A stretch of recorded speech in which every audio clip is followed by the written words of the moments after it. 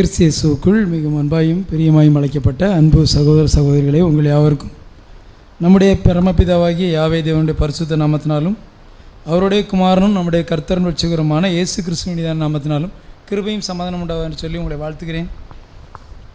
தேவன் கொடுத்த அந்த நல்ல நேரத்திற்காக தேவனே ரட்சகராக இயேசு கிறிஸ்து மூலமாய் ஆயிரம் துதி சோஸ்திரங்களை சொல்லிக்கொண்டு இன்று மாலை நாம் பார்க்க இருக்கக்கூடிய பாடத்தினுடைய தலைப்பு ஸ்திரீகளுக்குள் ஆசீர்வதிக்கப்பட்டவள் அப்படிங்கிற தலைப்பில் நம்ம ஒரு பாடத்தை பார்க்க போகிறோம். ஸ்திரீகளுக்குள் ஆசீர்வதிக்கப்பட்டவள்னா ஒரு ஆள் பேர் ஞாபகம் வரும். யாரோட பேர்? இன்னொரு ஆள் பேரும் இருக்குது. இன்னொரு ஆள் பேருக்கும் அந்த அவங்களுக்கும் அப்படி தான் ஒரு பட்டம் கொடுத்துருப்பாங்க. சாராள் அப்படி வசனம் இருக்கா? சாராள் ஆசீர்வதிக்கப்பட்டவள், ஸ்திரீகளுக்குள் ஆசீர்வதிக்கப்பட்டவள் அப்படின்னு வசனம் இல்லை. மரியாளுக்கு மட்டும்தான். இன்னொரு ஆளுக்கு இருக்குது சபைக்கு. சரி, வேறு இது ஈஸியானது தான், நமக்கு தெரிஞ்ச இல்லை. அவங்களுக்கும் இருக்குதா அப்படின்னா, பேர் ஆசீர்வதிக்கப்பட்ட பரிமள தைலத்தை ஊற்றின சகோதரிக்கு பேர் ஆசீர்வதிக்கப்பட்டவள்னு பேர் இருக்கான்னு தெரியலை. நீங்கள் அதை பார்த்துக்கிடுங்க. ஆனாலும் பைபிளில் ஸ்திரீகளுக்குள் ஆசீர்வதிக்கப்பட்டவங்க 2 பேர்த்துக்கு பேர் இருக்குது. 2 பேர்த்துக்கு இருக்குது. அதில் ரெண்டாவது நீங்கள் நினச்சேன், நான் சொன்ன உடனே நானும் அப்படி தான் நினச்சேன். இந்த சப்ஜெக்டில் சகோதரர் குறிப்பிட்டிருக்கும்போது ஸ்திரீகளுக்குள் ஆசீர்வதிக்கப்பட்டவங்கள அப்படின்னு சொல்லி போட்டு அந்த சகோதரியோட பேர் போட்டிருந்தாங்க. இப்போ இவங்க பேர் போட்டிருக்காங்க. இது எங்கே இருக்குது அப்படின்னு பார்க்கும்போது தான் நியாயாதிபதிகளில் இந்த ஸ்திரீயை பற்றி வருது. யார்? யாகேல் அப்படிங்கிற ஸ்திரீ. இவங்களுக்கு 5ஆம் அதிகாரத்தில் ஒரு பெயர் கொடுக்கப்பட்டிருக்கும். தெபோராள் இவங்களை வாழ்த்தி பாடுவாங்க. ஸ்திரீகளுக்குள் ஆசீர்வதிக்கப்பட்டவள் அப்படின்னு சொல்லி சொல்லுவாங்க. இந்த யாகேலுக்கு ஏன் அப்படி கொடுக்கணும்? யாகேல் யூதரா? யாகேல் இஸ்ரேல் ஜனங்களா? இஸ்ரேல் கோத்திரமான இல்லை, ஒரு புறஜாதி ஸ்திரீ. மரியாளம்மா இஸ்ரேல் தேசத்தில் உள்ளவங்க, இஸ்ரேல் யூத ஸ்திரீ. ஆனால் இவங்க ஒரு புறஜாதி ஸ்திரியை பைபிளில் தேவன் ஆசீர்வதிக்கப்பட்டவங்கள்னு சொன்னால் அந்த ஸ்திரியை வச்சு என்ன பண்ணினாங்க அப்படிங்கிறது இந்த சம்பவம் நமக்கு தெரியும்ல.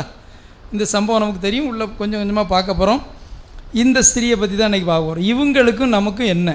வேதமானவர்கள், அதாவது சபை வகுப்புக்கு ஓடிட்டுருக்கவங்களுக்கு ஒரு மிகப்பெரிய ஒரு கிருபை என்ன கொடுத்துருக்காங்க அப்படின்னா, பைபிளில் உள்ள ஒட்டுமொத்த தீர்க்க தரிசனமும் யாருக்கு பொருந்தி வரும்? 144,000க்கு பொருந்தி வரும். எந்தெந்த இடத்துலலாம் கிறிஸ்துவுக்கு மணவாட்டியாக வராங்களோ அந்த விஷயமெல்லாம் சபைக்கு பொருந்தி வரும். அந்த வகையில் இந்த ஸ்திரீ யாகேல் அப்படிங்கிறவங்கள பார்க்க போகிறோம். இவங்கள பார்க்குறதுக்கு முந்தி இந்த ஒரு பேக்ரவுண்டை லைட்டாக பார்த்துட்டு நம்ம உள்ள போயிடலாம். என்ன பேக்ரவுண்டில் இவங்க வராங்க அப்படின்னா, நியாயாதிபதிகள் 4ஆம் அதிகாரத்தை எடுத்து வச்சுக்கிடுங்க. நியாயாதிபதிகள் 4ஆம் அதிகாரத்தில் 1ஆம் வசனத்தில் ஏகூத் மரணம் அடைஞ்ச பிறகு இஸ்ரேல் ஜனங்கள் தேவனுக்கு பிரியமில்லாத காரியத்தை செஞ்சதுனால ஒரு ராஜா கிட்ட ஒப்பு கொடுப்பார்.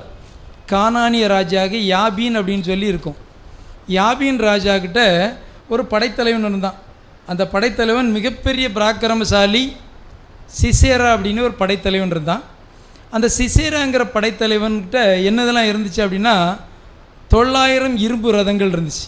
இந்த ஒவ்வொரு பேர்களுக்கும் ஆவிக்குரிய அர்த்தம் பார்க்கும்போது ரொம்ப பியூட்டிஃபுல்லாக இருக்கும். அதை நீங்கள் ஞாபகம் வச்சுக்கிடுங்க. 900 இரும்பு ரதங்கள் இருந்துச்சு. அப்படி 900 இரும்பு ரதங்கள் இருந்து இவன் இஸ்ரேல் ஜனங்களை எப்படி ஆட்சி பண்ணானா? கொடுமையாய் ஒடுக்கினான்னு சொல்லி பைபிளில் இருக்குது. கொடுமையாக ஒடுக்கினான்னு பைபிள். அப்போ இஸ்ரேல் ஜனங்களுக்கு கொடுமையாக அந்த ஒடுக்கம் வர வர இவங்க என்ன பண்ணுவாங்க? அடுத்த நிமிஷம் நேரம் யாரை பார்ப்பாங்க? தேவனை தான் பார்ப்பாங்க. தேவனை பார்த்த உடனே தேவன் என்ன பண்ணிட்டாங்க அப்படின்னா, ஒரு தீர்க்கதரிசி எழுப்புறாங்க. ஒரு பெண் தீர்க்கதரிசி எழுப்புறாங்க. வசனம் வாசிப்போம். நியாயாதிபதிகள் 4ஆம் அதிகாரம் 3ஆம் வசனம். நியாயாதிபதிகள் 4ஆம் அதிகாரம் 3ஆம் வசனம். அவனுக்கு 900 இருப்பு ரதங்கள் இருந்தது. அவன் இஸ்ரேல் புத்திரரை 20 வருஷம் கொடுமையாய் ஒடுக்கினான். இஸ்ரேல் புத்திரர் கர்த்தரை நோக்கி முறையிட்டார்கள். கொடுமையா ஒடுக்கின உடனே முறையிட்டாங்க. முறையிட்ட உடனே ஒரு பெண் தீர்க்கதரிசி எழுப்புறாங்க. அந்த பெண் தீர்க்கதரிசி யார் அப்படின்னா, தெபோராள் அப்படிங்கிற ஒரு தீர்க்கதரிசி. இந்த தெபோராள் அப்படிங்கிற தீர்க்கதரிசி எங்கே இருந்து இஸ்ரேல் ஜனங்கள் குறைகளை கேட்பாங்க அப்படின்னா, ஒரு பேரீச்சை மரத்துக்கு அடியில், ஒரு பேரீச்சை மரத்துக்கு நல்லா ஞாபகம் வச்சுட்டு பேரீச்சை மரத்துக்கு அடியில் உட்காந்து நியாயம் தீர்ப்பாங்களாம். இப்படி நியாயம் தீர்க்கக்கூடிய நேரத்தில் அவங்க எப்படி இருந்தாங்க? வாசிங்க 4ஆம் வசனம், 4ஆம் அதிகாரம் 4ஆம் வசனம். அக்காலத்திலே லபிதோத்தின் மனைவியாகிய தெபோராள் என்னும் தீர்க்கதரிசியானவள் இஸ்ரவேலை நியாயம் விசாரித்தாள். நியாயம் விசாரித்தாங்கன்னா எங்கேருந்து நியாயம் விசாரித்தாங்கன்னா இந்த மேப்பில் இருக்குது. பெத்தேலுக்கும் ராமாவுக்கும் நடுவில் இந்த பேரிச்ச மரம் இருக்கான். நல்லா ஞாபகம் வச்சுங்க. பெத்தேல் அப்படின்னா என்னன்னு தெரியும். ராமா அப்படின்னா இதுக்கு நடுசில் இருந்து நியாயம் விசாரிச்சுறாங்க அப்படின்னு சொன்னாங்க. ஒரு வசனத்தை வாசிச்சிருவோம். நியாயாதிபதிகள் 4ஆம் அதிகாரம் 5ஆம் வசனம். அவள் எப்ராயிம் மலை தேசமான ராமாவுக்கும் பெத்தேலுக்கும் நடுவில் இருக்கிற தெபேராளின் பேரிச்ச மரத்தின் கீழே குடியிருந்தாள். அங்கே இஸ்ரேல் புத்திரர் அவரிடத்திற்கு நியாய விசாரணைக்கு போவார்கள். தெபோராள்கிட்ட போய் ஏதாவது விஷயம் இருந்துன்னா நியாயம் விசாரணைக்கு அவங்ககிட்ட போய் சொல்லுவாங்க. அவங்க எங்கேருந்து நியாயம் விசாரிச்சுட்டு இருந்தாங்க? பெத்தேலுக்கும் ராமாவுக்கும் நடுவில் ஒரு பேரிச்ச மரத்திலிருந்து நியாயம் விசாரிச்சுட்டு இருந்தாங்க. 6ஆம் வசனம் 7ஆம் வசனத்தை வாசிப்பேன். தெபோராளிய நான் எலும்பும் அளவும் இஸ்ரவேலிலே நான் தாயாக எலும்பும் அளவும் கிராமங்கள் பாழாய் போயின. தெபோராளாகிய நான் எலும்பும் அளவும் இஸ்ரவேலில் நான் தாயாக எலும்பும் அளவும். தெபோராள போய் இஸ்ரவேலுக்கு எப்படி இருந்திருக்காங்க? தாய் ஸ்தானத்திலிருந்து வழி நடத்திட்டு இருக்காங்க. கிராமங்கள் பாழாய் போன, இஸ்ரேல் ஜனங்கள் பாழாய் போன இப்படின்னு சொல்லிட்டு இருக்கும்போது தெபோராள் இன்னொரு விஷயத்தையும் சொல்கிறாங்க. இஸ்ரேல் ஜனங்கள் முறையிடும்போது உங்களை மீட்கணுன்னா ஒரு ஆளை கூப்பிடணும்னு சொல்கிறாங்க. யார்? பாராக் அப்படிங்கிறவங்க இப்போ தான் உள்ளே வராங்க. முதல்ல யார்? தெபோராள் தெபோராள்கிட்ட இஸ்ரேல் ஜனங்கள் முறையிடுறாங்க. முறையிட தெபோராள் என்ன சொல்கிறாங்கன்னா பாராக் அப்படிங்கிறது. பாராக் எங்கே இருக்கிறாங்கன்னா நப்தலி அப்படிங்கிற ஒரு தேசத்தில் இவங்க மேலே இருக்கிறாங்க. தெபோராள் கீழே இருக்கிறாங்க. இஸ்ரேல் தேசத்தில் அவங்க வடக்கில் இருக்காங்க, தெற்கில் இருக்காங்க, மேலே கீழே இருக்காங்க. இப்போ வசனத்தை வாசிப்போம். வசனத்தை வாசிக்கும் பார்த்தீங்கன்னா 4ஆம் அதிகாரம் 7ஆம் வசனத்தில். நான் யாபீனின் சேனாதிபதியாகிய சிசேராவையும் அவன் ரதங்களையும் அவன் சேனையையும் கீசோன் பள்ளத்தாக்கிலே உன்னிடத்தில் வர இழுத்து அவனை உன் கையில் ஒப்பு கொடுப்பேன் என்றும் இஸ்ரவேலின் தேவனாகிய கர்த்தர் உனக்கு கட்டளையிடவில்லையா என்றால். தெபோராள் பாராக்குக்கு செய்தி அனுப்புகிறாங்க. பாராக்கு என்ன சொல்கிறாங்க அப்படின்னா, அப்போ யாபீனுடைய சிசேராவை நம்ம என்ன பண்ண போகிறோம்? சண்டை போட போகிறோம். நீ எங்கே இருந்துன்னா நப்தலி கோத்திரத்திலும் செபலோன் 2 கோத்திரத்துலேருந்தும் நீ ஒரு 10,000 பேரை கூப்பிட்டு நீ சண்டை போட போனுங்கும்போது பாராக் என்ன சொல்கிறாங்க? நான் ஒத்தையில் போக மாட்டேன், என்னால் ஒத்தையில் நீங்கள் வந்தால் தான் நான் போவேன். ஏன் அப்படின்னா என்ன காரணத்துக்காக பாராக் அப்படி சொன்னாங்கன்னா, அதில் அவருக்கு பயமாக என்னென்னா ஆவிக்குரிய அர்த்தத்துக்கு ரொம்ப பியூட்டிஃபுல்லாக பொருந்தும். அதுதான் அந்த சப்ஜெக்டில் ஆவிக்குரிய அர்த்தங்களை பார்க்க அவ்வளோ பியூட்டிஃபுல்லாக இருந்துச்சு. இப்போ நார்மலாக பாராக்கு எப்படி ஒரு பராக்கிரமசாலியாக இருந்திருக்கிறார். அவரை தெபோராள் கூப்பிடும்போது தெபோராள் என்ன சொல்கிறாங்க அப்படின்னா, கர்த்தர் உனக்கு இன்னைக்கு யாரை? சிசேராவை உங்ககிட்ட ஒப்பு கொடுப்பாருன்னு வாக்குத்தத்தம் தீர்க்கதரிசி மூலமாக சொன்னால் பாராக்கு என்ன பண்ணியிருக்கணும்? தைரியமாக போயிருக்கணும். ஆனால் அந்த பாராக்கு என்ன பண்ணலை? நான் ஒத்தையில் என்ன பண்ண முடியாது, நீங்கள் வந்தால் தான் நான் போவேன் அப்படின்னு அடம் பிடிச்சிட்டு இருந்திருக்காங்க. அப்படி அடம் பிடிச்சிட்டு இருக்கும்போது சரி நான் வாரேன், ஆனால் இந்த சம்பவத்தில் உள்ள மகிமை உனக்கு கிடையாது அப்படின்னு ஒரு வாக்குத்தத்தம் கொடுக்குறாங்க. எப்படிப்பட்ட ஒரு வாக்குத்தத்தம் அப்படின்னா, ஒரு ஒட்டுமொத்த இஸ்ரேல் ஜனங்கள் 20 வருஷம் கடுமையாக ஒடுக்கிட்டு இருக்கிறாங்க, கொடுங்கோல் ஆட்சியில் இருந்துட்டு இருக்கிறாங்க. அப்படி இருக்கக்கூடிய சூழ்நிலையில் இந்த ஜனங்களை மீட்கணும். தேவன்றிருந்து வாக்குத்தத்தம் என்ன பண்ணிட்டு வந்தாச்சு. தேவன் தெபோராள் மூலமாக சொல்லிட்டாங்க. வாக்குத்தத்தம் கிடைச்சிட்டு, வாக்குத்தத்தம் கிடைச்ச பிறகும் இந்த பாராக்கு என்ன பண்ணாங்க? ஒத்தையில் போக முடியாது, நீங்கள் வாங்குங்கும் போது தெபோராள் பாராக்கு இந்த வெற்றி உனக்கு கிடையாது, இந்த வெற்றியோட கிரெடிட், இந்த வெற்றியோட மகிமை உனக்கு கிடையாது, ஒரு ஸ்திரீக்கு தான் போகும் அப்படின்னு சொல்லியிருக்காங்க. வாசிப்போம், அந்த வசனத்தை வாசிப்போம். நியாயாதிபதிகள் 4ஆம் அதிகாரம் 10ஆம் வசனம். அப்பொழுது பாராக் செபுலோன் மனுஷரையும் நப்தலி மனுஷரையும் கேதேசுக்கு வரவழைத்து தன்னை பின் செல்லும் 10,000 பேரோடு போனான். தெபோராளும் அவனோடு கூட போனாள். இங்கே பார்க்குறோம், இவங்க இப்படி போய்கிட்டு இருக்கும்போது கூப்பிடுறாங்க. யாரை கூப்பிட்றாங்க? நப்தலி மனுஷரையும் செபுலோன் மனுஷரையும் கேதேசுக்கு கூப்பிட்டு, கேதேசிலிருந்து தன்னை பின் செல்லும்படி 10,000 பேர், 10,000னா 10,000 தான் இருக்கும், 10,000 பேரோட தெபோராளும் போனாங்க. போய் என்ன பண்ணாங்க அப்படின்னா, சண்டை நடக்குது. பாராக்கு தெபோராள் கூட போய் சண்டை போடுறாங்க. சண்டை போடும்போது ஒவ்வொரு விஷயமா நடக்குது. இந்த சிசேராவுக்கு இன்ஸ்ட்ரக்ஷன் போகுது, இஸ்ரேல் ஜனங்கள் உன்கிட்ட சண்டைக்கு வர போகிறாங்க, நீ என்ன பண்ண போகிறான்னா அவங்கள ஜெயிக்க போகணும். எங்கே போகிறாங்க அப்படின்னா மேலே இருக்கிறாங்க, அந்த ஒரு இடம் காதேஸ் அப்படிங்கிற இடத்துக்கு வருது. இப்படி மேலே போகும்போது கொஞ்சம் கொஞ்சமாக போகும்போது சண்டைக்கு போய் நேரம் 2 வந்தாச்சு. வந்து என்ன நடக்குன்னு பார்ப்போம். 4ஆம் அதிகாரம் 13ஆம் வசனத்தை வாசி.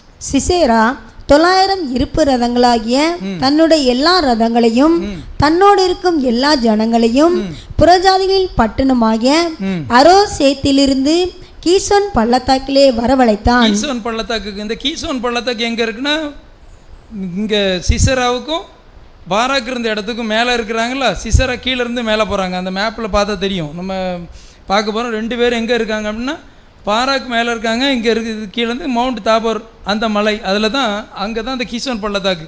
இந்த பள்ளத்தாக்குக்கு போகிறாங்க. ஒரு சண்டை நடக்குன்னா எங்கே நடக்கும்? பள்ளத்தாக்கில் 2 பக்கம் மலை இருக்கும், நடுவில் பள்ளத்தாக்கில் சண்டை நடக்கும். இப்போ இந்த இடத்துக்கு போகிறாங்க. இங்கே போகும்போது சிசரா எப்படி போவார்? ஏற்கனவே ஒரு கோவக்கார், கொடுங்கோலர், அப்படி தானே? இன்றைக்கி இஸ்ரேல் ஜனங்க நம்ம பேச்சு கேட்காம நமக்கு எதிராக என்ன பண்ணிட்டாங்க? கிளம்பி வராங்க. இன்றைக்கி அவங்கள எல்லாத்தையும் என்ன பண்ணிடணும்? நொறுக்கிறணும் அப்படின்ட்டு. ஏன் அப்படின்னா 900 இரும்பு ரதங்கள். ஒரு ரதம் வந்து அந்த ரதத்தை இன்றைக்கி ராக்கெட்டை வச்சு அடித்து உடைக்கிறாங்க. ஆனால் அன்னைக்கு என்ன பண்ண முடியாது? இரும்பு ரதத்தை என்ன பண்ண முடியாது? இஸ்ரேல் ஜனங்கள்கிட்ட இருந்துச்சா இரும்பு ரதங்கள்? அப்படி அவங்ககிட்ட பெரிய ஆயுதங்கள் இருந்த மாதிரி வசனம் இல்லை. ஆனால் இஸ்ரேல் ஜனங்கள் எப்படி பண்ணாங்க? தேவனுடைய பிரசன்னத்தில், தேவனுடைய கட்டளையில் வராங்க. இவர் என்ன பண்ணிட்டார் அப்படின்னா அந்த 900 இரும்பு ரதங்களோடு போனார். வாசிப்போம் 4ஆம் அதிகாரம் 14ஆம் வசனம். அப்பொழுது தெபோராள் பாராக்கை நோக்கி, எழுந்து போ, கர்த்தர் சிசேராவை உன் கையில் ஒப்புக்கொடுக்கும் நாள் இதுவே.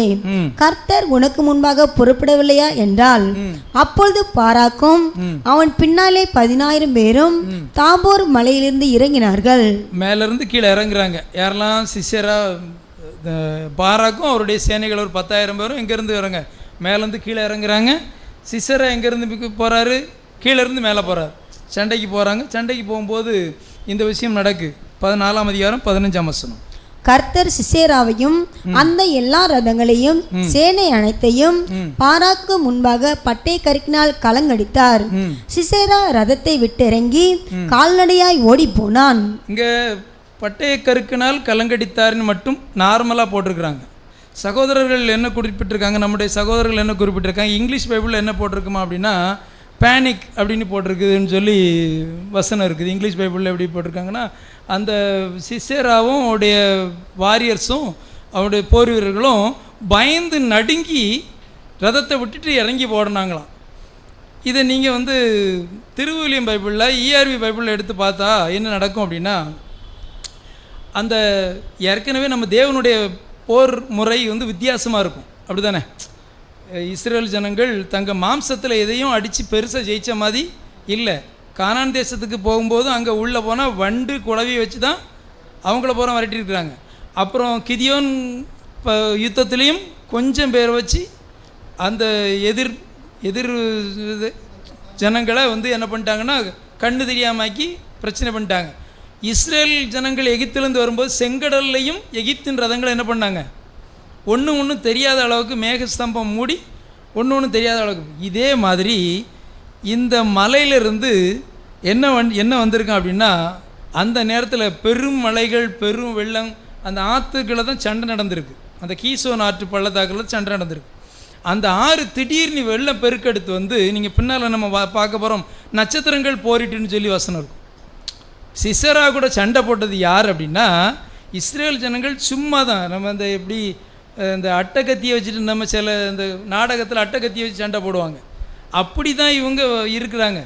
ஒட்டுமொத்த விஷயமும் அதாவது இந்த எப்படி போட்டிருக்குன்னா ரொம்ப பயந்து சிசராவும் வாரியர்களும் பயந்து இருக்கிறாங்க.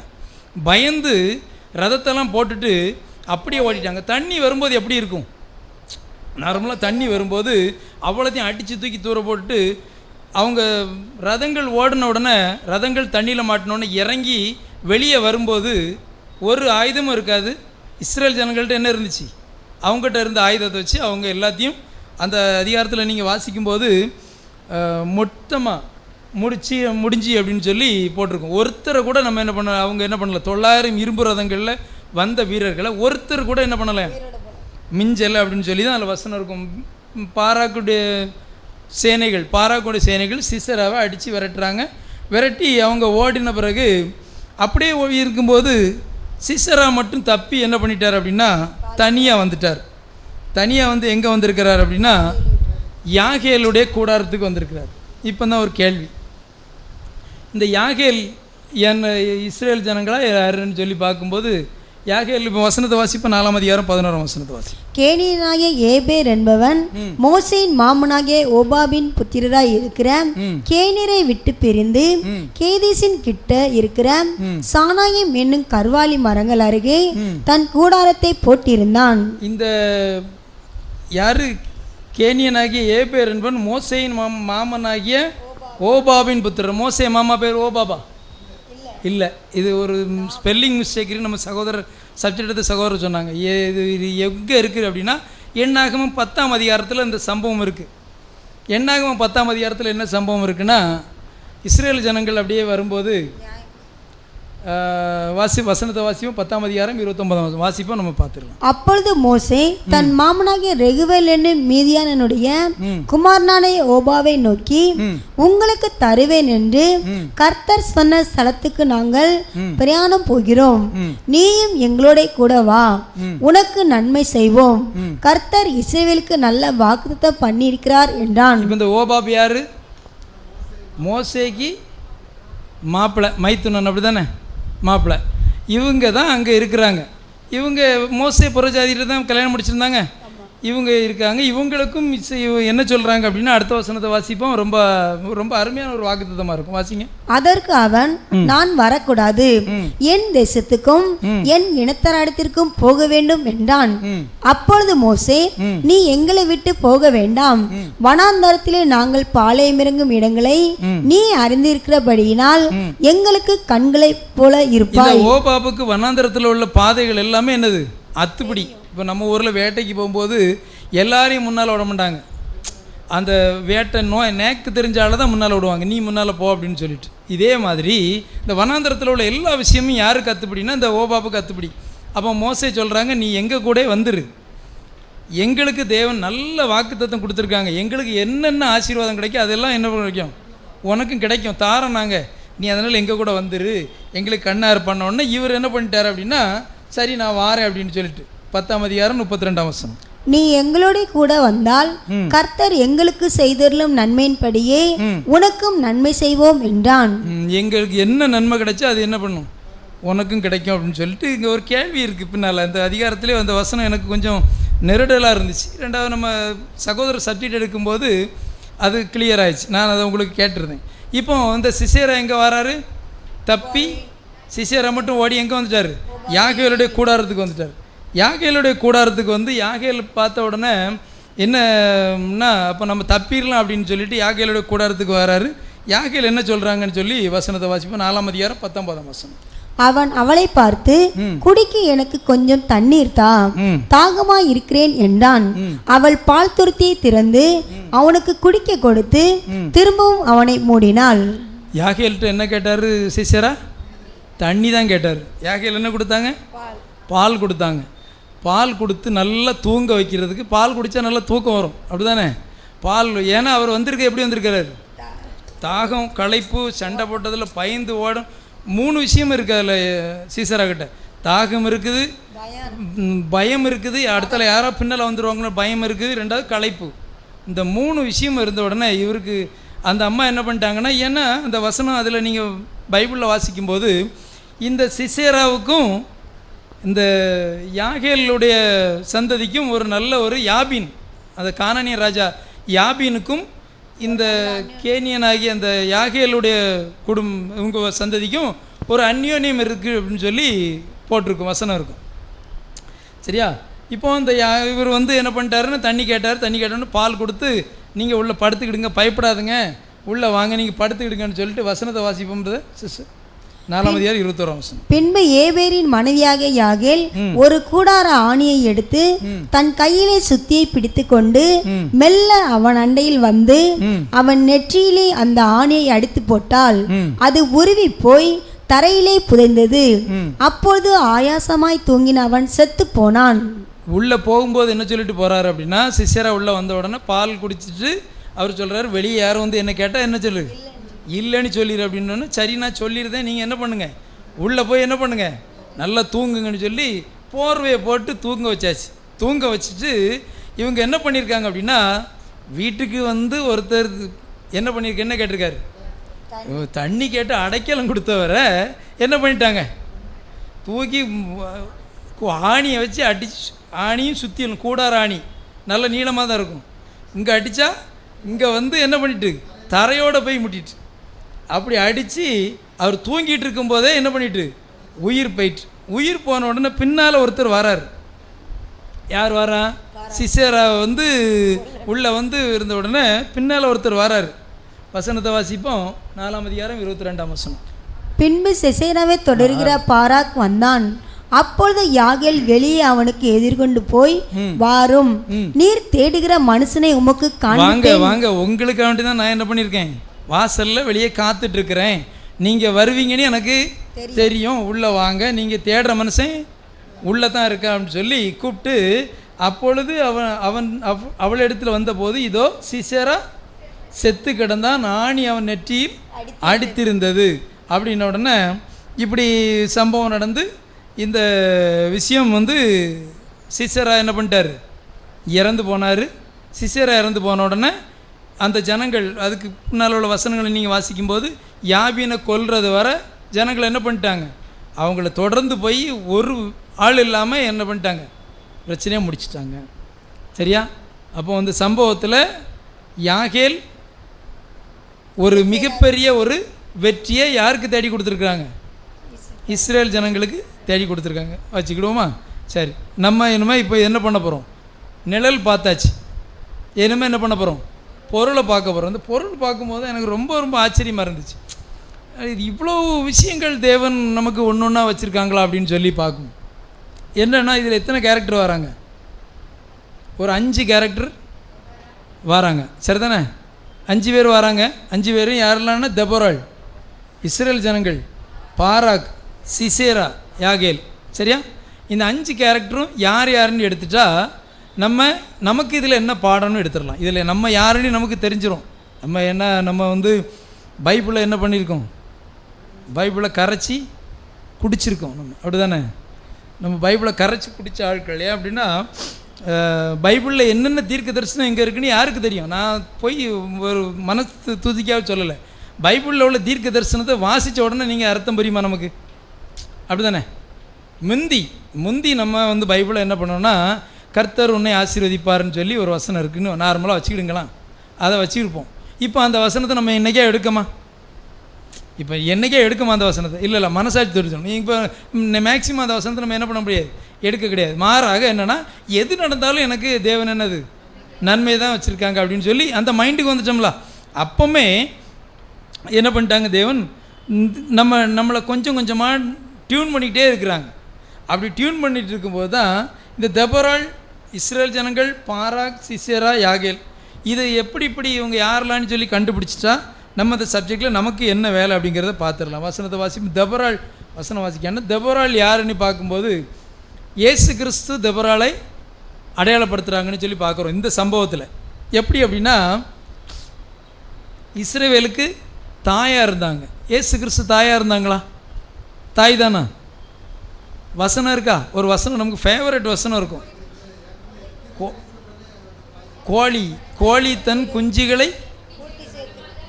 நம்ம வந்து திருத்துவம் சப்ஜெக்ட்லேயே நம்ம எடுத்துக்கிடுவோம். நிறைய சப்ஜெக்டில் இயேசு கிறிஸ்து எப்படி வராங்க, தாயாக வராங்க. அந்த தாய் கூட சேர்ந்த நம்மளும் யார் வரோம், ஒட்டுமொத்த உலகத்துக்கும் தாய் ஸ்தானத்தில் தான் இருக்க போகிறோம். அப்படி தானே? ஒட்டுமொத்த உலகத்துக்கும் கிறிஸ்துவும் சபையும் எப்படிப்பட்டவங்க, தாய். அப்படி தானே? உன்னத பாட்டு வாசிக்கும் போதும் எந்த அதிகாரங்கள் வாசிக்கும் போதும் இயேசு கிறிஸ்து கூட சபை சேர்ந்து தான் ஒட்டுமொத்த உலகத்துக்கும் என்ன கிடைக்க போகுது, ஆசீர்வாதம் கிடைக்க போகுது. ஒட்டுமொத்த உலகத்துக்கு சத்தியம் எங்கேருந்து வரப்போகுது, இந்த இவங்ககிட்ட தான் இருந்து. தாய்கிட்ட இருந்து எப்படி குழந்தைக்கு கலப்படமில்லாத ஒரு ஊட்டச்சத்து மிக்க பானம் கிடைக்குதோ, அதே போல் இயேசு கிறிஸ்துவும் சபையும் சேர்ந்து தான் ஒட்டுமொத்த உலகத்திற்கும் கலப்படம் இல்லாத தூய சத்தியத்தை என்ன பண்ண போகுது, கொடுக்க போப்போம். இயேசு கிறிஸ்து இஸ்ரவேலுக்கு தாய் அப்படின்னு சொல்லி இருக்கு. சரியா? நியாயாதிபதி அப்படிங்கிற லெவலில் இயேசு கிறிஸ்து நியாயாதிபதி தானே.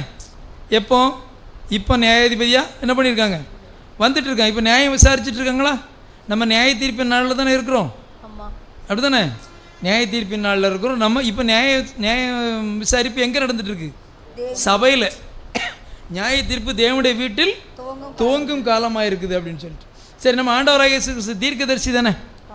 தெபோராள் தீர்க்கதரிசி போல் நம்முடைய ஆண்டவராகிய இயேசு கிறிஸ்து தீர்க்கதரிசி. தெபோராள் அங்கே இராணுவ தலைவியாக இருந்தாங்க. பாராக்கு கூட யார் போனா? பாராக்கு கூப்பிட்டும்போது பாராக்கு நான் மட்டும் வர முடியும், நீங்கள் வந்தால் தான் என்ன பண்ணுவேன், போவேன்னொன்னே தெபோராள் இராணுவ தலைவியாக இருக்கிறது போல் இயேசு கிறிஸ்து எப்படிப்பட்டவங்க? இன்றைக்கி ஒரு மிகப்பெரிய இராணுவத்துக்கு தலைவராக இருக்கிறாங்க. வெளிப்படுத்தலில் வாசிக்கும்போது தெரியும். தெபோராள் ஒரு பாடல் பாடினாங்க. இயேசு கிறிஸ்து பாட்டு படித்தாங்களா? இதுதான் கொஞ்சம் எனக்கு வித்தியாசமாக இருந்தது, ரொம்ப அருமையாக இருந்தது. பைபிளில் இப்படிலாம் வசனம் இருக்கா அப்படின்னா கொஞ்சம் இந்த சத்தியங்களை கேட்க தான் வருது. இயேசு கிறிஸ்து பாட்டு படித்தாங்களா? ஆட்டுக்குட்டியான ஒரு பாடல் ஒன்று இருக்குது. வேறு என்ன பாட்டுலாம் நிறைய பாட்டு இருக்குது, பின்னால் பார்க்க போகிறோம். சரியா? எப்படி பாடு? மணவாட்டி. அது மணவாட்டி பாட்டு வந்து மணவாளன் பாடு, உன்னத பாட்டு வந்து சாலமோன் ஞானி எழுதுது. சரியா? ரைட். இப்போது இஸ்ரவேலுக்கு தாய் அப்படின்னா எப்படி இருக்கும் அப்படின்னா ஒரு வசனம் கொஞ்சம் கான்ட்ரவர்சியாக இருந்துச்சு. ஏசாயா 49:15 ஸ்திரீயானவள் தன் கற்பத்தின் பிள்ளைக்கு இறங்காமல் தன் பாலகனை மறப்பாளோ? அவர்கள் மறந்தாலும் நான் உன்னை மறப்பதில்லை. இங்க நான் யாரு? இது யார் சொல்றா? இஸ்ரேல் ஜனங்களுக்கு தேவன் சொல்றாங்க, அப்படிதானே? ஏசாயா தீர்க்கதரிசி மூலம் இஸ்ரேல் ஜனங்களுக்கு யார் சொல்றா? தேவன் சொல்றாங்க. அப்போ இந்த இடத்துல நான் யாரு? தேவன். எப்படி இஸ்ரேல் ஜனங்களுக்கு இயேசு கிறிஸ்து தாயாக மாறினாங்க அப்படின்னா ஏசாயா 9 நமக்கு தெரிஞ்ச வசனம். அவர் நாமம் அதிசயமானவர், ஆலோசனை கர்த்தா, வல்லமையுள்ள தேவன், நித்திய பிதா, சமாதானம். இயேசு கிறிஸ்துவுக்கு எல்லா பொறுப்பையும் தேவன் என்ன பண்ணிட்டாங்க, கொடுத்துட்டாங்க. வசனம் வாசிப்போம். யோவான் 5:22. அன்றியும் பிதாவை கணம் பண்ணுகிறது போல எல்லாரும் குமாரனையும் கணம் பண்ணும்படிக்கு பிதாவானவர் தாமே ஒருவருக்கும் நியாய தீர்ப்பு செய்யாமல் நியாய தீர்ப்பு செய்யும் அதிகாரம் முழுவதையும் குமாரனுக்கு ஒப்பு கொடுத்திருக்கிறார். பிதாவானவர் தாமே ஒருவருக்கும் நியாய தீர்ப்பு செய்யாமல். பிதா நியாய தீர்ப்பு ஒருத்தருக்கு செஞ்சுட்டா அவன் என்ன பண்ண முடியாது, எந்திக்கவே முடியாது. இயேசு கிறிஸ்து தான் என்ன பண்ண போகணும், நியாயம் தீர்க்க முடியும். ஏன்னா பிதா கிட்ட யாரும் என்ன பண்ண முடியாது, போக முடியாது. அப்போ இயேசு கிறிஸ்து கிட்ட தான் நம்ம போக முடியும். இயேசு கிறிஸ்து நியாயாதிபதியாக இருக்கிறாங்க. நியாயாதிபதியாக வந்து இன்னைக்கு நியாயம் விசாரிச்சுட்டு இருக்காங்கன்னு சொல்லி பார்க்குறோம்.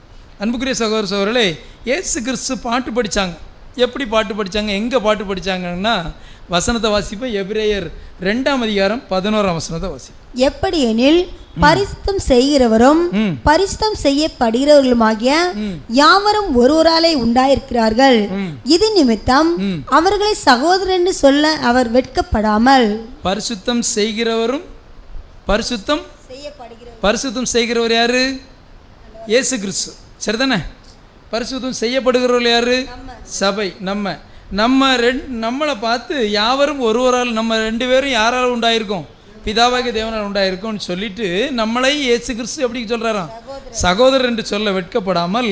அடுத்த 12 வாசிப்போம். உம்முடைய நாமத்தை என் சகோதரருக்கு அறிவித்து சபை நடுவில் உம்மை துதித்து பாடுவேன் என்றும். இயேசு கிறிஸ்து உம்முடைய நாமத்தை என் சகோதரருக்கு அறிவித்து, தேவனுடைய நாமத்தை சபைக்கு அறிவிச்சு சபை நடுவில் யாரை துதிச்சு பாடுறாங்களாம், தேவனை துதிச்சு பாடுறாங்க. எப்படி தெபோராள் அந்த சண்டை முடிஞ்ச பிறகு துதிச்சு பாடினாங்களோ, நியாயாதிபதிகள் 5:3 தெபோராள் பாடின பாடல் வாசிப்போம்.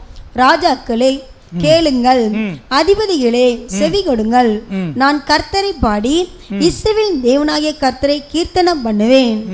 ராஜாக்களே கேளுங்கள், அதிபதிகளை செவி கொடுங்கள், நான் கர்த்தரை பாடி இஸ்ரவேலின் தேவனாகிய கர்த்தரை கீர்த்தனம். தெபோராள் பாடினது போல இயேசு கிறிஸ்து என்ன பண்ணியிருக்காங்க, ஒரு பாட்டு பாடியிருக்கிறாங்க. எப்போ பாட்டு பாடுவாங்க, சபை கிறிஸ்துவும் சபையும் சேர்ந்து சபை நடுவில் யாரை துதிப்பாங்களாம், தேவனை துதிப்பாங்க. அப்போ இந்த விஷயத்தில் இயேசு கிறிஸ்து தெபோராள் யாரை அடையாளப்படுத்துகிறாங்கன்னா இயேசு கிறிஸ்துவை அடையாளப்படுத்துகிறாங்க. சரி, தெபோராள் என்ன சொன்னாங்க? தெபோராள் உடனே நேரடியாக தெபோராளே போருக்கு போயிட்டாங்களா?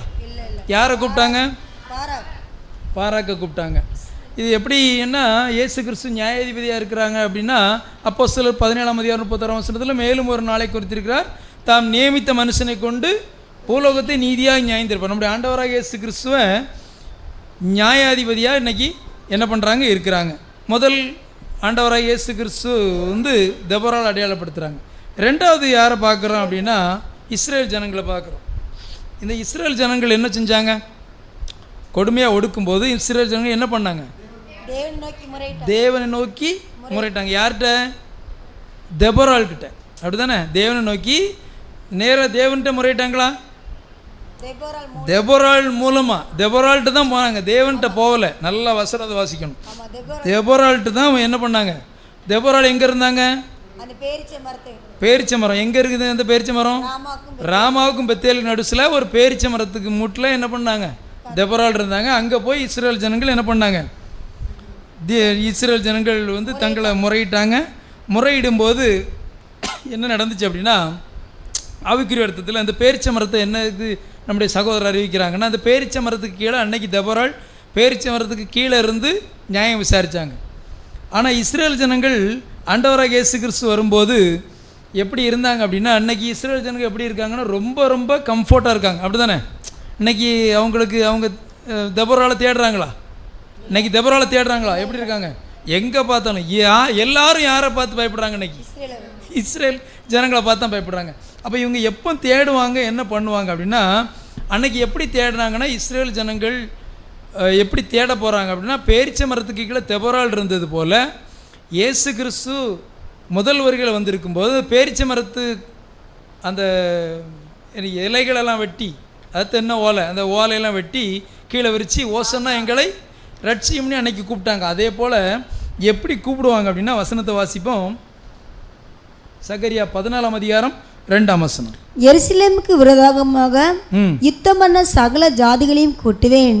நகரம் பிடிக்கப்படும், வீடுகள் கொள்ளையாகும், ஸ்திரீகள் அவமானப்படுவார்கள், நகரத்தாரில் பாதி மனுஷர் சிறைப்பட்டு போவார்கள், மீதியான ஜனமோ நகரத்தை விட்டு அறுப்புண்டு போவதில்லை. தெபொரால் கிட்ட முறையீடுக்கு வந்தது நிறைய பேர் வரல, கொஞ்சம் பேர் தான் வந்து கேட்டிருக்கிறாங்க. அதை நீங்கள் வசனத்தை வாசிக்கும்போது தெரியும். அவங்க ஒவ்வொருத்தராக வந்து கேட்பாங்க. அப்படி இஸ்ரேல் ஜனங்கள் என்ன பண்ணுறாங்க அப்படின்னா, தெபொரால்கிட்ட போய் நியாயம் எங்களுக்கு நீதி தாங்க அப்படின்னு சொல்லி கேட்கும்போது, எங்களை காப்பாற்றுங்கன்னு கேட்கும்போது எப்பவும் கேட்பாங்களா அப்படின்னா, இஸ்ரேல் ஜனங்கள் எல்லாரும் கேட்க மாட்டாங்க. அங்கே வசனம் என்ன போட்டிருக்குன்னா, நகரம் பிடிக்கப்படும், வீடுகள் கொள்ளையாகும், நகரத்தால் பாதி மனுஷர் சிறைப்பட்டு போவார்கள், மீதியான எத்தனை பேர்?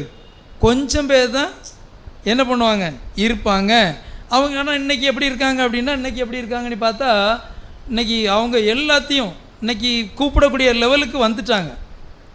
இன்றைக்கி இயேசு கிறிஸ்துவை தேடக்கூடிய லெவலுக்கு இஸ்ரேல் என்ன பண்ணிட்டு வந்துட்டு. ஏன்னா சிசரா அன்றைக்கி ஒடுக்கி 20 வருஷம் ஒடுக்கினார். அதே போல் இன்றைக்கி தேடக்கூடிய நாட்கள் வந்துட்டு.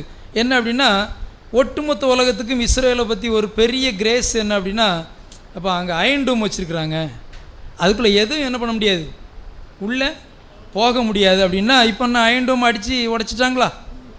அதாவது டெக்னிக்கல் என்னென்னா ஒரு குறிப்பிட்ட லெவல் தான் தாங்கும். இங்கே குத்து அள்ளி அனுப்பும்போது எப்படி இருக்கும்? மனம்போக்கில் அதை நீங்கள் அந்த போர் வீடியோ பார்க்கும்போது மின்னல் மாதிரி போய்கிட்டே இருக்குது உள்ளே வந்து. அதில் அந்த அயன் டூம் இப்போ என்ன பண்ணிட்டு கொஞ்சம் ஃபெயிலியர் ஆகிட்டு. அப்போ இப்போவுமே என்ன பண்ணிட்டாங்க, கொஞ்சம் ஆட்டம் கண்ட ஆரம்பிச்சிட்டாங்க. ரெண்டாவது என்ன ஒன்று, ஒட்டுமொத்த உலகமும் என்ன பண்ணிட்டுனா இஸ்ரேலுக்கு நேராக திரும்பிட்டு இருக்கு. நீங்கள் நம்ம அப்படியே வெளியே போயிட்டு இருக்கும்போது நம்ம சொந்தக்காரங்க யார்கிட்டையாவது இஸ்ரேல் அப்படி இப்படின்னு சொல்லி கேளுங்க, உடனே என்ன சொல்லுவாங்க தெரியுமா? அவனை கொலகாரன் அப்படின்னு சொல்லி இப்படியே தான் சொல்லுவாங்க. மோசமான ஆட்கள்னு சொல்லுவாங்க. நீங்கள் நல்லா கேட்டு பாருங்கள். ஒரு முஸ்லீம் சகோதரன்ட்ட போய் கேளுங்க, நம்ம ரொம்ப வேண்டப்பட்டவன் கேளுங்க, இல்லை ஒரு நார்மல் பீப்புள்கிட்ட போய் கேளுங்க, இஸ்ரேல் தப்பு பண்ணுதுன்னு தான் சொல்லுவாங்க. ஒட்டுமொத்த உலகமும் யாரை நோக்கி திரும்பிட்டு? இஸ்ரேல் நோக்கி திரும்பிட்டு திரும்ப திரும்ப அடி கொஞ்சம் கொஞ்சமாக அடி விழுந்துட்டுருக்கு. இதே போல் இன்னும் போராட்டங்கள் ஒவ்வொரு இடமும் நடக்குது. இந்த போராட்டங்கள்லாம் இஸ்ரேல் கொடியை தூக்கி போட்டு எரிக்கிறது. இதுக்கு மேலே இன்னொரு விஷயம் இப்போ கொஞ்சம் நாளைக்கு முன்னாடி நடந்துச்சு. இஸ்ரேலுக்கு எதிராக எத்தனை பேர் ஓட்டு போட்டாங்க, எத்தனை பேர் வராங்க அப்படிங்கும்போது 100க்கு மேற்பட்ட நாடுகள் என்ன பண்ணிட்டாங்க, இஸ்ரேலுக்கு அகெயின்ஸ்டாக ஓட்டு போட்டு எல்லாத்துலேயும் இஸ்ரேல் என்ன பண்ணிட்டாங்க அப்படின்னா ஒதுக்கிட்டாங்க. ஆனால் இப்போ அதில் ஒரு விஷயம், பெஞ்சமின் நெத்தன்யாகு என்ன சொல்லியிருக்காராம் அப்படின்னா, நாங்கள் யாரும் எங்களுக்கு வேண்டாம், நாங்கள் என்ன பண்ண போகிறோம், தனியாக நிற்போம், எங்கள் பலத்தில் நிற்போம் அப்படின்னு சொல்லிட்டு அவங்க சொல்கிறாங்க, அப்படி நிற்கிறாங்கன்னு சொல்கிறாங்க. இப்போ இந்த இஸ்ரேல் ஜனங்கள் இன்னும் கூப்பிடலை, இனி எப்படி கூப்பிட போகிறாங்க அப்படின்னா 83ஆம் சங்கீதத்தில் அதுக்கு ஒரு தீர்க்க தரிசனம் நமக்கு தெரிஞ்ச வசனம் அவர்கள் வாசிப்போம். 83ஆம் சங்கீதம் 4ஆம் வசனம்.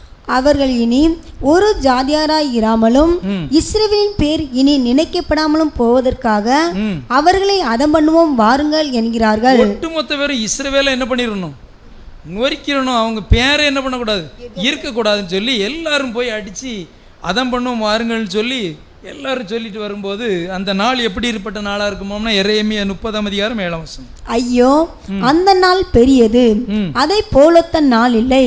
அது யாக்கோப்புக்கு இக்கட்டு காலம், ஆனாலும் அவன் அதற்கு நீங்களாகி ரட்சிக்கப்படுவான். கொஞ்சம் பேர் என்ன பண்ணுவாங்க, நீங்களாகி இருப்பாங்கன்னு சொல்லி பார்க்குறோம். கொஞ்சம் பேர் நீங்களாகி இருப்பாங்க.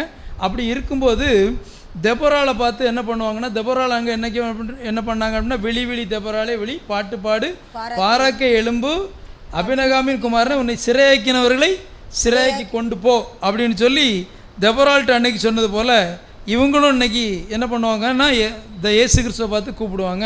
சகரியா 13ஆம் அதிகாரம் 8ஆம் வசனத்தை வாசி. தேசமெங்கும் சம்பவிக்கும் காரியம் என்னவென்றால், இதில் இருக்கிற 2 பங்கு மனுஷர் சங்கரிக்கப்பட்டு மாண்டு போவார்கள், 3ஆம் பங்கோ அதில் மீதியா இருக்கும். கொஞ்சம் பேர் மீதியா இருப்பாங்க. அந்த கொஞ்சம் பேர் தான் என்ன பண்ணுவாங்க, இயேசு கிறிஸ்துவை தேடுவாங்க. அப்படி தேடும்போது என்ன நடக்கும் அப்படின்னா, ஏசாயா 10ஆம் அதிகாரம் 20ஆம் வசனம். அக்காலத்திலே இஸ்ரவேலின் மீதியானவர்களும் யாக்கோபின் வம்சத்தில் தப்பினவர்களும் பின்னொரு போதும் தங்களை அடித்தவனை சார்ந்து கொள்ளாமல் இஸ்ரவேலிலே பரிசுத்தராகிய கர்த்தரையே உண்மையாய் சார்ந்து கொள்வார்கள். ரெண்டாவது, அவங்க என்ன கொஞ்சம் பேர் இருக்கவங்க யாருக்கிட்டையும் என்ன பண்ண மாட்டாங்க, ரெக்கமெண்டுக்கு போக மாட்டாங்க. யார்கிட்ட மட்டும் போவாங்களாம், இஸ்ரவேலின் பரிசுத்தராகிய கர்த்தரையே உண்மையாய் சார்ந்து கொள்வார்கள். இந்த விஷயம் இன்னும் என்ன பண்ணலை, நடக்கலை. இப்போ அவங்க என்ன பண்ணிட்டுருக்காங்கன்னா, இவங்கள பார்த்தா எல்லோரும் பயப்பட்டு இருக்காங்க.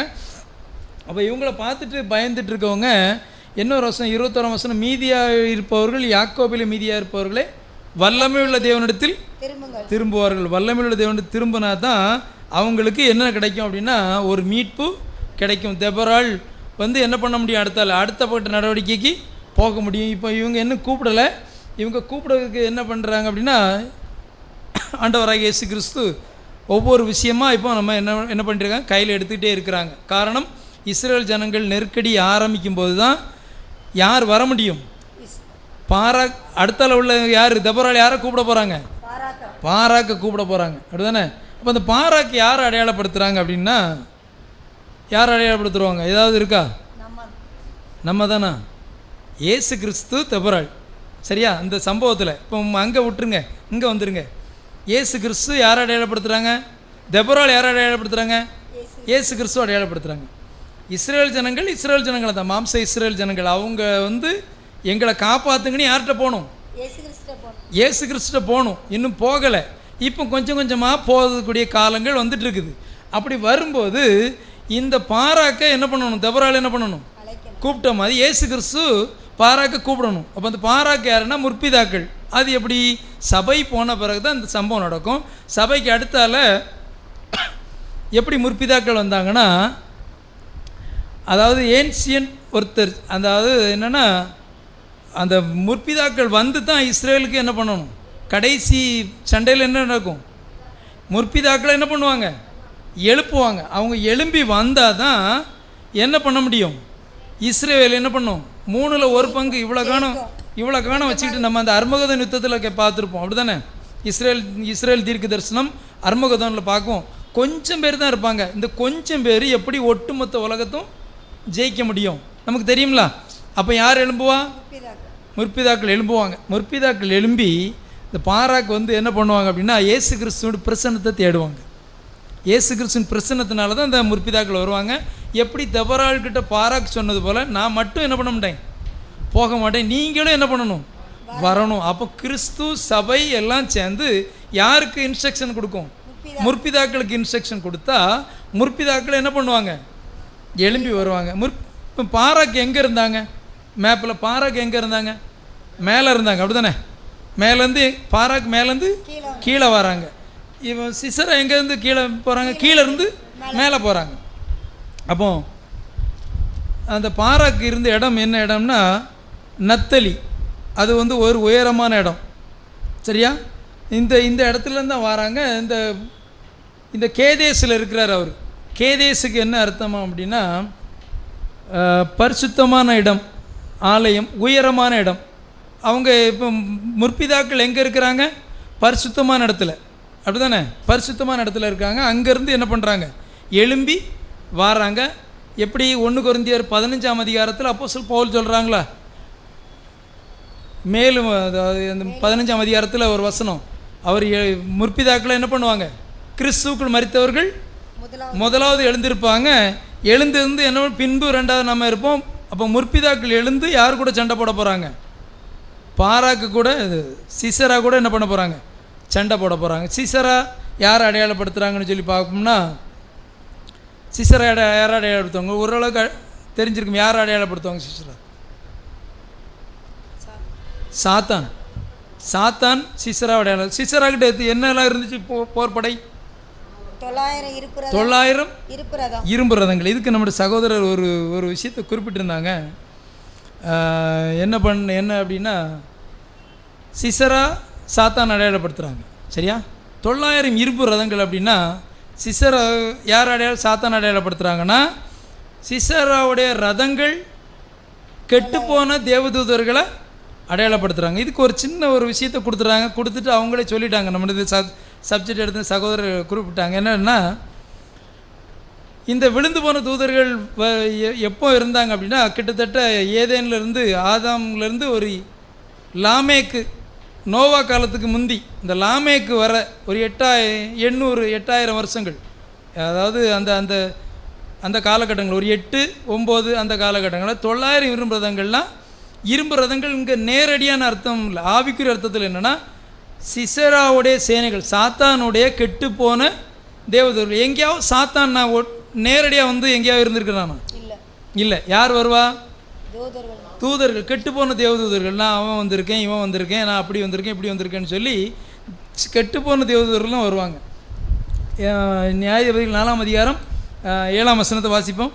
நான் யாபினின் சேனாதிபதியாகிய சிசராவையும் அவன் ரதங்களையும் அவன் சேனையையும் கீசோன் பள்ளத்தாக்கிலே உன்னிடத்தில் வர இழுத்து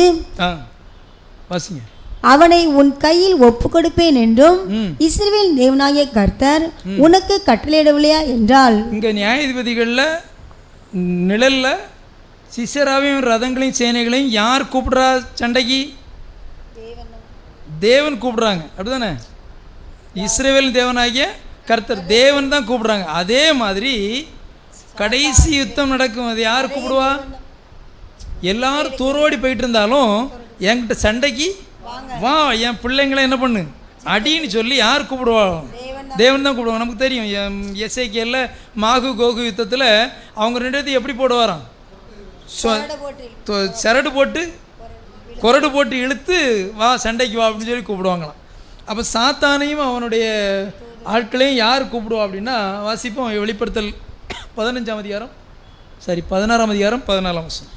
அவைகள் அற்புதங்களை செய்கிற பிசாசுகளின் ஆவிகள், அவைகள் பூலோகம் எங்குமுள்ள ராஜாக்களை சர்வ வல்லமையுள்ள தேவனுடைய மகா நாளில் நடக்கும் யுத்தத்திற்கு கூட்டி சேர்க்கும்படிக்கு புறப்பட்டு போகிறது. ஒட்டுமொத்த சாத்தானுடைய சேனைகளை என்ன பண்ணிடுவாங்க? கூட்டி அடிச்சு நொறுக்கிற போகிறாங்க.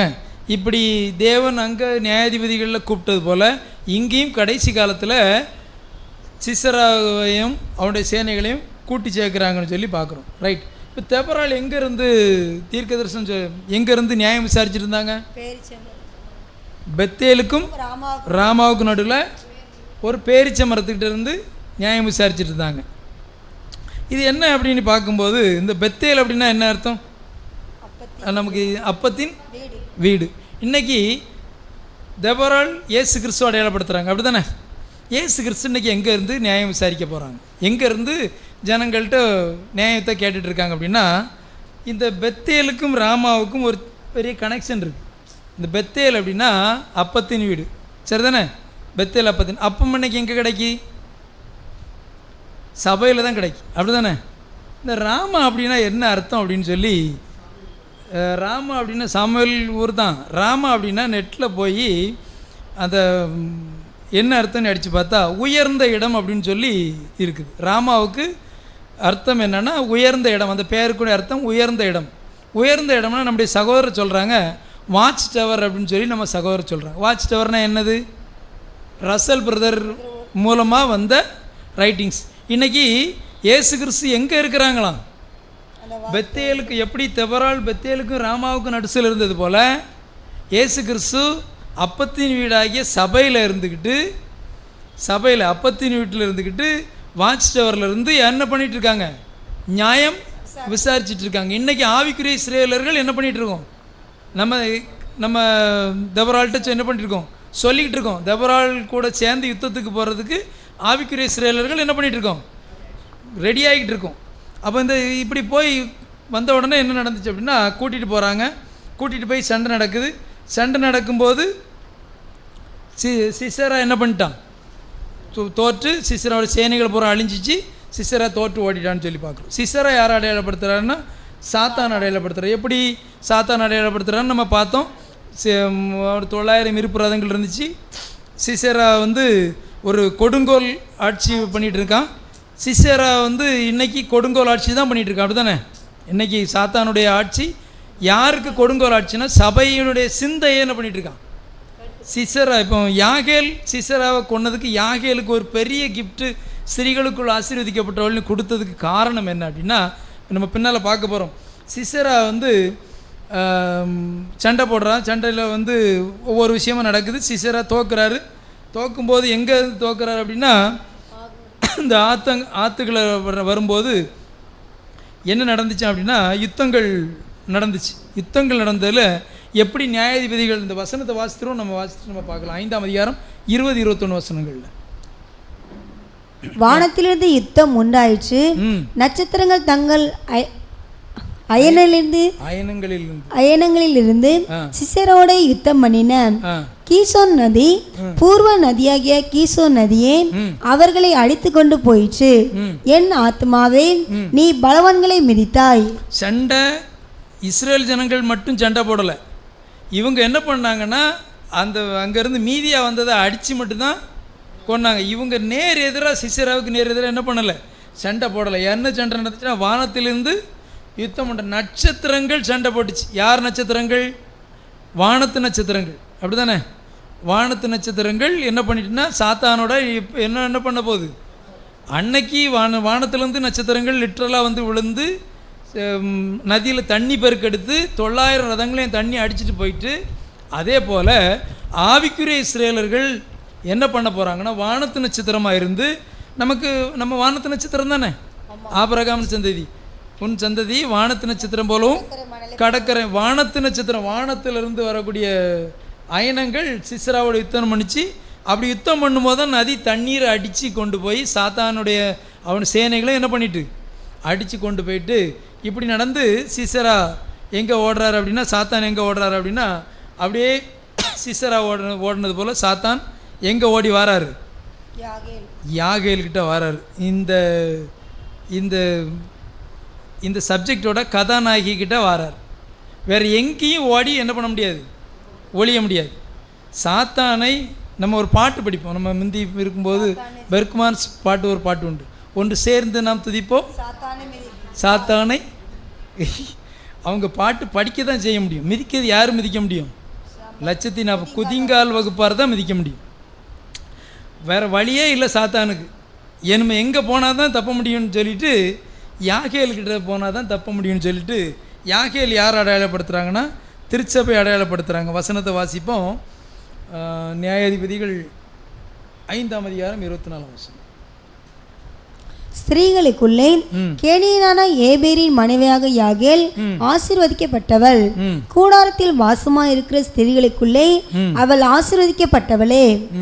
ஸ்திரீகளுக்குள் கேனியனாகிய ஏபேரின் மனைவியாகிய யாகேல் ஆசீர்வதிக்கப்பட்டவள். ஏன் ஆசீர்வதிக்கப்பட்டவள் இந்த விஷயத்தை கொடுத்துருக்காங்கன்னா, சிசராவை என்ன பண்ணிட்டாங்க? அப்படியே பிளான் பண்ணி என்ன பண்ணிட்டாங்க? கொன்னுட்டாங்க. இதுக்கு முந்தி இருந்த ஆவிக்குரிய இஸ்ரவேலர்களுக்கு இந்த விஷயம் என்ன பண்ண, தேவன் நிறைய விஷயங்கள் கொடுத்தாங்க. மாம்ச இஸ்ரவேலர்களுக்கு நிறைய விஷயங்கள் கொடுத்தாங்க. அவங்க என்ன பண்ணலை? அதை ஏற்றுக்கிடலை. நம்ம எபிரேயரில் அந்த வசனத்தை வாசிப்போம். முற்பிதாக்கள் அவங்க கால் தூசிக்கு கூட நம்மளாம் என்ன பண்ண முடியாது. அந்த விசுவாச வீரர்கள் பட்டணம் இருக்குல்ல, எபிரேயர் 11, அவங்க கால் தூசிக்கு கூட நம்மளால் பண்ண முடியாது. ஆனால் ஒரு விஷயம், வெறும் பேப்பர், அப்படி தானே?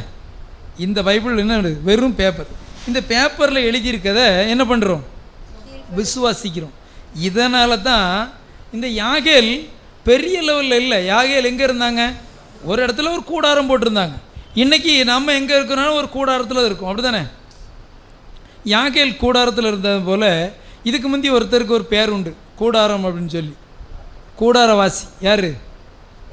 யாக்கோபு. யாக்கோபு குணசாலியும் கூடாரவாசியுமா. யாக்கோபு ஆவிக்குரிய அர்த்தத்தில் யாருக்கு அடையாளப்படுத்துவாங்க? ஆவிக்குரிய இஸ்ரவேலருக்கு யாக்கோபு அடையாளமாக இருப்பாங்க, மாம்ச இஸ்ரவேலருக்கு ஏசு அடையாளமாக இருப்பாங்க. அப்போ இந்த கூடாரத்தில் தான் நம்ம இன்றைக்கி இருக்கோம். இன்றைக்கி ஆசரிப்பு கூடாரத்தில் உள்ள ஒவ்வொரு விஷயமும் நமக்கு கேட்டுட்ருக்கோம். ஆசரிப்பு கூடாரத்தில் தேவனுக்கு என்ன பண்ணிகிட்ருக்கோம்? பணிவிடை செஞ்சுக்கிட்டு இருக்கோம். அன்புக்குரிய சகோதர சகோதரர்களே, அப்போ எப்படி இந்த ஸ்ரீ ஆசீர்வதிக்கப்பட்டவள்னா சிசராவை கொன்னதுனால ஆசீர்வதிக்கப்பட்டவங்க. இன்னொரு வசனத்தை வாசித்து பார்க்கலாம். ரோமர் 16:20. சமாதானத்தின் தேவன் சீக்கிரமாய் சாத்தானை உங்கள் கால்களின் கீழே நசுக்கி போடுவார். நம்முடைய கர்த்தராகிய இயேசு கிறிஸ்துவினுடைய கிருபை உங்களுடைய கூட இருப்பதாக. சமாதானத்தின் தேவன் சீக்கிரம் சாத்தானை என்ன பண்ண போறார்?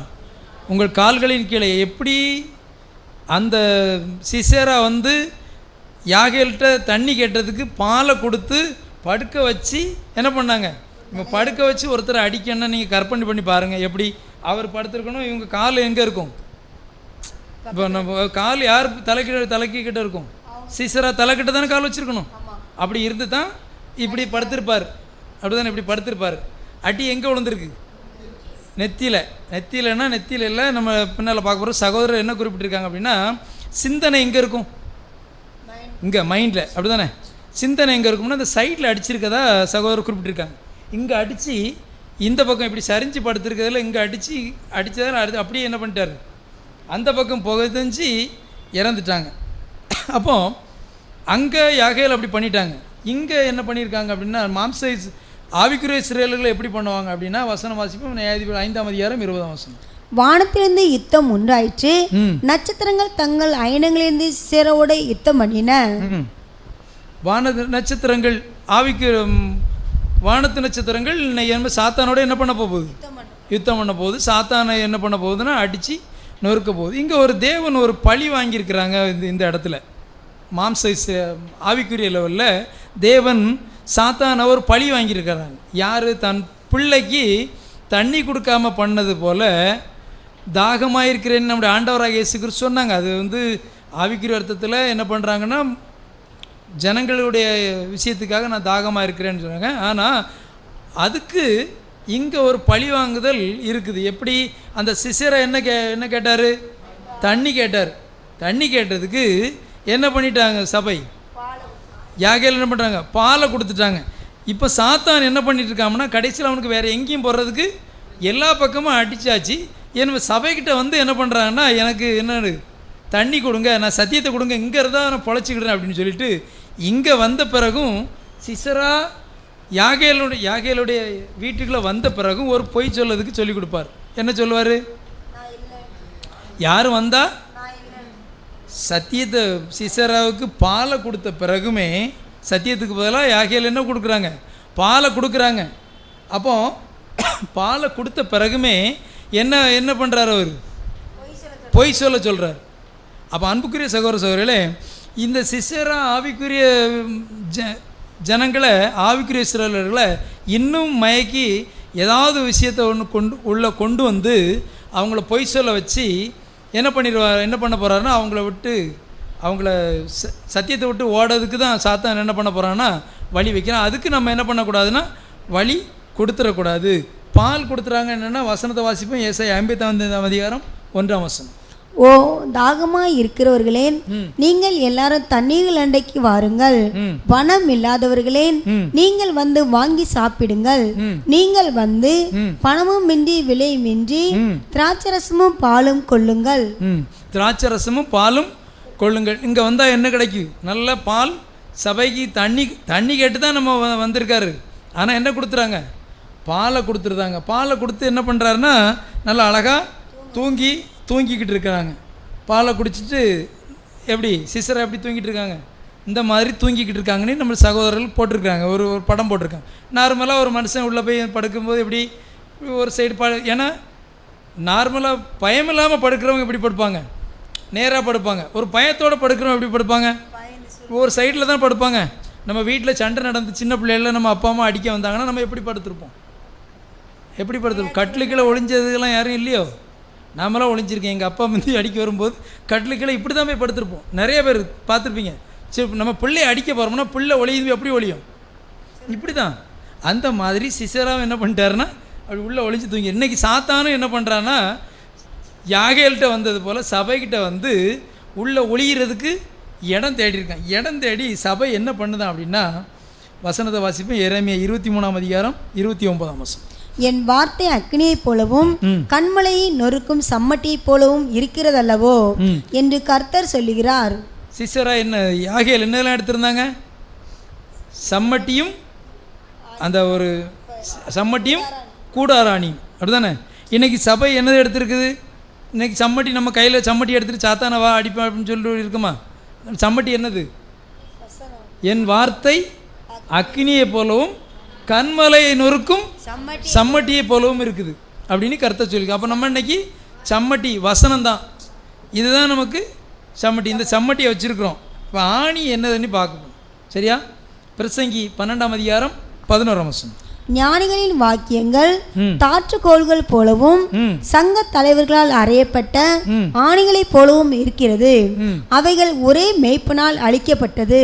ஞானிகளின் வாக்கியங்கள் தாற்றுக்கோள்கள் போலவும் சங்க தலைவர்களால் அறையப்பட்ட ஆணிகள் போலவும். இந்த ஞானிகள் வாக்கியம்னா பழைய ஏற்பாட்டில் ஒரு ஞானி இருந்தாங்க. யாரு? சாலமோன் ஞானி. அன்னைக்கு உள்ள அந்த ஞானியோட வாக்கியங்களே அவ்வளோ பியூட்டிஃபுல்லாக இருக்குதுன்னா, புதிய ஏற்பாட்டில் ஒரு ஞானி வராங்க. யார்? சாலமோனிலும் பெரியவராகிய அந்த ஞானி வந்திருக்கு. அந்த ஞானியோட சத்தியங்கள் தான் இன்றைக்கி நமக்கு ஆணியாக கிடச்சிருக்கு. அப்போ நம்ம என்னெல்லாம் வச்சுருக்குறோம்? சம்மட்டி இருக்குது, ஆணி இருக்குது. எங்கே அடிக்கணும்? சாத்தானுடைய நெத்தியில் அடிக்கணும். எங்கே அடித்தாங்கன்னு சொல்லி சகோதரர் குறிப்பிட்டிருக்காங்க. அப்படின்னா ஒரு வசனத்தை வாசித்துரும். 96 சங்கீதம் 13ஆம் வசனம். அவர் வருகிறார், அவர் பூமியை நியாயந்தீர்க்க வருகிறார்.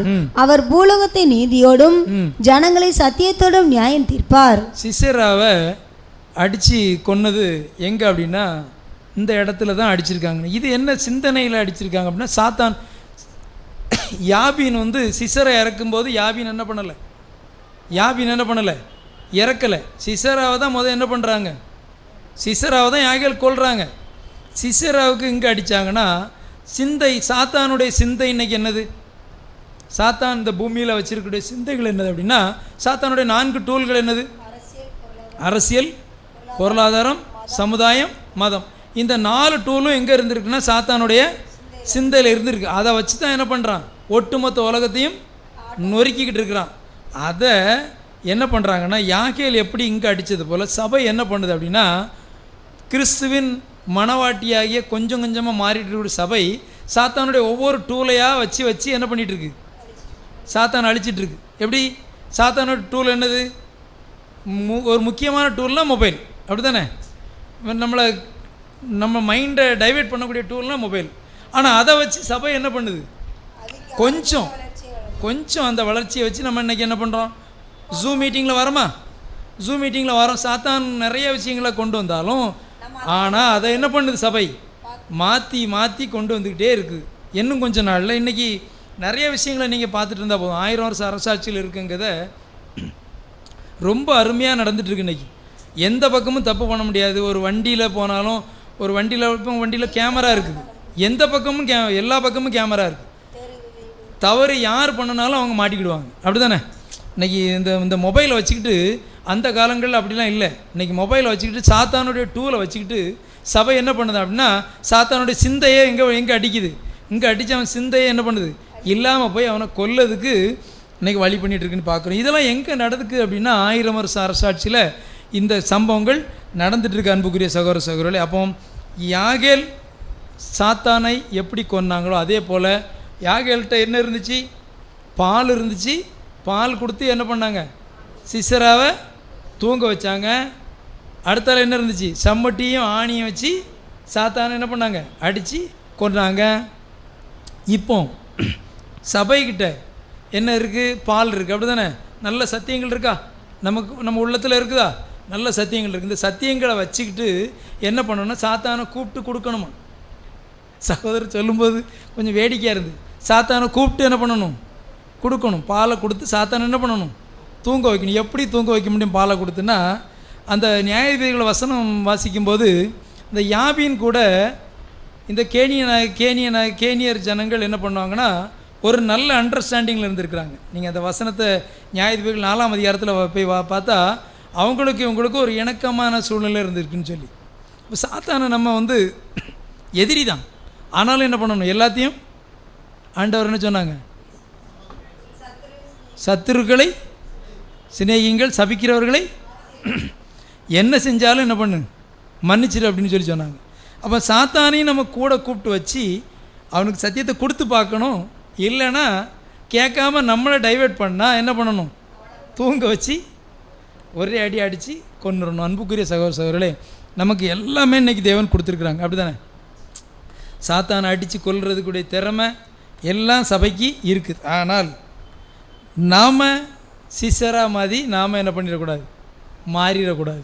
சிசரா மாதிரி மாறாமல் யாகேல் மாதிரி இருந்து, இந்த யாகேலுக்கு ஸ்திரீகளுக்குள்ள ஆசீர்வதிக்கப்பட்டவர்கள் பட்டம் தெபொராள் எப்படி கொடுத்தாங்க அப்படின்னா, பாராக்கு இன்றைக்கி ஒரு முற்பிதாக்கள் எபிரேயர் 11ஆம் அதிகாரத்தில் சொன்னது போல, அவர்களை அல்லாமல் இவர்களெல்லாம் நம்மை அல்லாமல் பூரணராகாதபடிக்கு விசேஷித்த நன்மையான ஏதோ ஒரு விஷயம் யாகேல்கிட்ட இருந்திருக்கு.